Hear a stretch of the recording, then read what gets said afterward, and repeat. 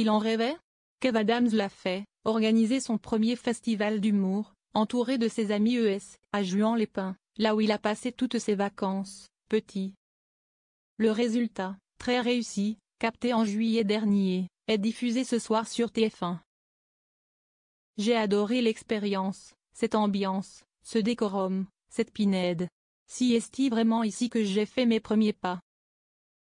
Pour moi, c'est incroyable d'être entouré de ces potes humoristes. C'était fou franchement. Et puis les premières fois sont souvent un peu à côté, là, il y avait vraiment une espèce de magie, tout s'est passé naturellement. Pourquoi avoir choisi Juan-les-Pins? J'ai un amour très particulier pour cette ville. J'ai des souvenirs à tous les coins de rue, la pinède, le bar Pam Pam, la crêperie. J'ai passé des vacances ici pendant de nombreuses années.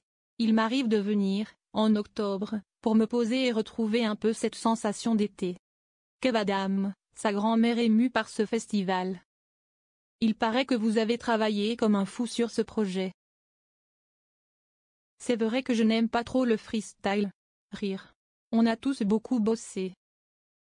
C'est sûr qu'on peut toujours faire plus et mieux, mais je trouve qu'on a proposé un spectacle à la hauteur. Pour moi, la meilleure preuve, si est quand tu as 3000 personnes, qui au bout de 2h45 de spectacle, sont encore là, debout, à applaudir.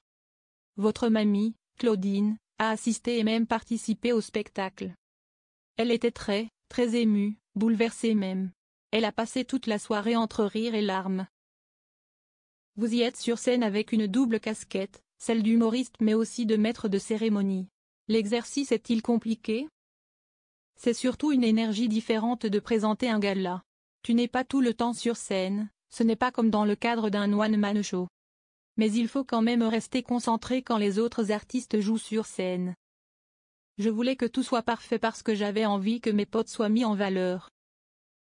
J'imagine que tu es dans cet état-là quand tu encourages tes enfants à un match de foot. Et pour les spectateurs, c'est important que tout s'enchaîne correctement, que les ambiances se complètent le plus parfaitement possible. Même si est un calcul quasi impossible. Justement, comment avez-vous fait la programmation? Je n'ai invité que des gens que je kiffe, qui me font rire, qui font rire ma mère, ma grand-mère, mon petit frère. Je voulais qu'on puisse toucher toutes les générations et qu'on puisse découvrir plein d'univers aussi. Je trouve qu'on a un équilibre exceptionnel sur le plateau. Il y a vraiment de tout. Kev Adams et Chandal Leidzu, le spectacle commun. Les gens m'ont dit, on préfère quand vous êtes tous les deux, ensemble, que chacun tout seul. Rire. J'adore Chan, je passe du temps avec elle et à chaque fois, c'est exceptionnel. Si est une énorme bosseuse. Et dès qu'elle arrive sur scène, la magie opère instantanément.